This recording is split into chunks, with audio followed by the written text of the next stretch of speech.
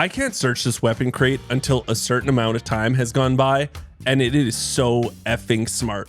Or do you see this code right here? This is something I've wanted in an extract style game for so long. Today, I want to talk to you about the good, the bad, and the ugly of Delta Force Hawk Ops Extraction Mode Tactical Turmoil. That's a terrible name, scratch that out. Let's just start with the good right now though. The game's better items and equipment primarily comes from bartering. As you progress, raids will remain engaging because you'll continue hunting for items for endgame loot, giving you a sense of purpose beyond just PvP. Even though some players may still focus on combat, the barter system still ensures there's still other stuff to do than just PvP the whole time. And if you don't come across players in your raid but you are looking for PvP, you can still feel a sense of accomplishment if you just scooped up a couple of good items and use them later on. I was really against this game because I thought the heroes were going to be stupid and there's always going to be one that's overpowered and it's just not fun. You know, think of Battlefield 2042, right? But currently the heroes don't feel overpowered. While it is still the early days and I've only played like 14 hours, I'm sure one will end up being quote unquote the meta. None of them stand out as frustrating due to their abilities. I've never felt like, oh, I'm up against this hero again, I'm just gonna die for sure. If they do balance this correctly, it will give you and your squad mates a huge sense of accomplishment if you are playing your roles and sticking together and playing as a team.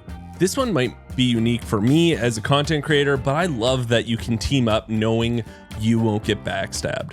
In a game like Tarkov where you wouldn't dare play with randoms from the map lobby, this game gives you the option because there is no friendly fire. I like the chance to play with people, especially as a content creator, but if it's not your jam, you can always take squad fill off and just play solo.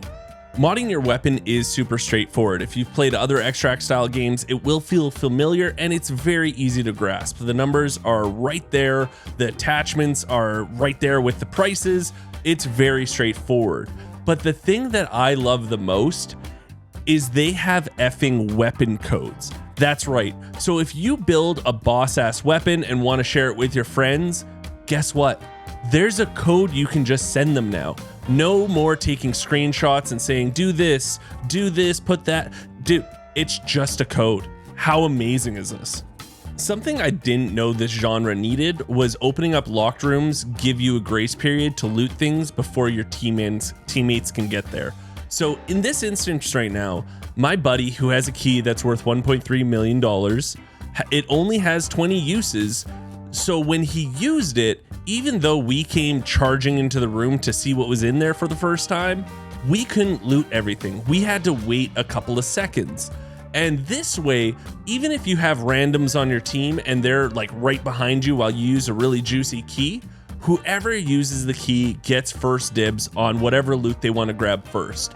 This is a brilliant idea, and it makes it so you don't have to like scurry by yourself to a locked door so you know that they're not going to be behind you to grab everything. I didn't know I needed this in my extract style games, but now that it is in there, any game that you team up with randoms, I think should automatically have this built in. Ammo is well described to you in this game. It'll tell you the exact penetration level, and it'll even give you the armor penetration fall off so you never have to do stupid math equations or feel like you have to go to the wiki to understand it. It also works with your gun builds, where it explains the damage, control, handling, stability, and accuracy of your current gun build. Crazy, huh? Gear tickets is another cool feature they have, where if you go to your loadout screen before you go into raid, you'll see at the bottom a little tab that says gear sets. Here you can get recruit, standard, or elite gear sets with your gear tickets, and they're super decent kits for pretty cheap. If you go to the supply station, go to the assault battalion, and go to gear tickets tab, you'll be able to buy them. And at the moment, I can only buy recruit ones, but they're only $5,000 for a pretty decent set. But I'm not sure how often these refresh, so you can buy more. And you are also given them for completing challenges in game, but it's just a good way so that if you're new to the game or you keep dying, it doesn't feel like you're losing much. If you are dying a lot though, going 0 to hero feels good. You just grab a pistol and get right into battle without feeling like you are losing KD or your survival rate is getting too low. The game just feels good and focuses on fun, even if you're just going to go in with a Glock.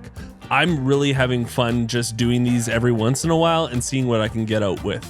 Not only can you pick up your buddy's body when they do get downed and try to revive them in a more safe location, but you can also pick up other players' dropped crates when you kill them, so you can loot them in peace also. It's a cool little feature. I don't think we'll use it too much because it does take a while, but hey, at least you can do it. The movement in this game feels really good. The best way I can describe it is it's definitely faster than Escape from Tarkov, but it's way slower than DMZ. And someone in chat today actually described it as the movement from old school CODs, and I think that hits the nail on the head for sure. It's fast, but it's not super fast, like where you need Twitch-like reflexes, you know? I think I gushed enough about the game now, so let's talk about the bad side of the game. And yes, it is in alpha currently, but there are still things we should talk about. One of my biggest gripes for this game, and not only this game, but I would say all of the extract shooter genre as a whole, is definitely the spawns.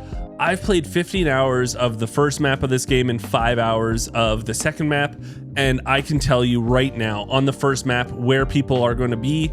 If I go into this direction, I'm going to run into another team, and I know generally where they're going to be already. It's just...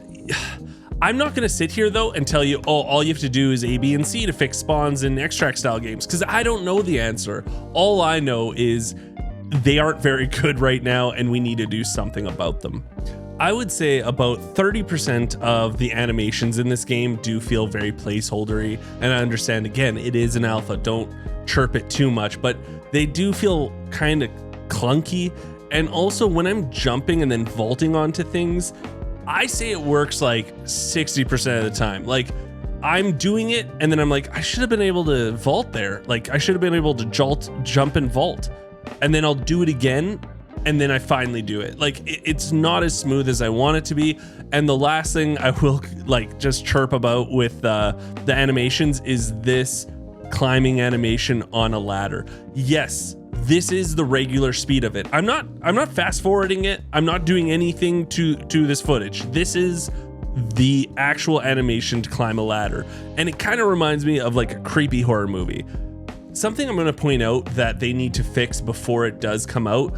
And yes, I'm not really mad because I know it's an alpha, but when the game actually releases, if you lose connection to your server and it's nothing to do with you, it's not your fault, you should not be losing your kit. And this has happened now a handful of times in the past few days we've been playing. We'll go in, the server will just crap out before we even spawn into the map, and then you have to try to reconnect and you just can't. And then guess what? There's no insurance in the game, so your kit's just gone. So if you have something that's worth $500,000 or $1 million, or like you went out all juiced, that's completely gone and it's on to the next one. Again, an alpha, I get it, but when it does finally release, they need to figure out something that if you disconnect from a server, at least you get your kit back or something. Most things when it comes to crafting in the hideout are comical how long they take. Like these stims right here take 24 hours for one stim, and I'm not even joking you. And then my buddy just got the armor bench and it takes 72 hours to get an armor. That is comical how long it is. And I know this is probably where the microtransaction stuff will pop up, and that kind of sucks, but like to make a stim 24 hours, make it like 5 or 4.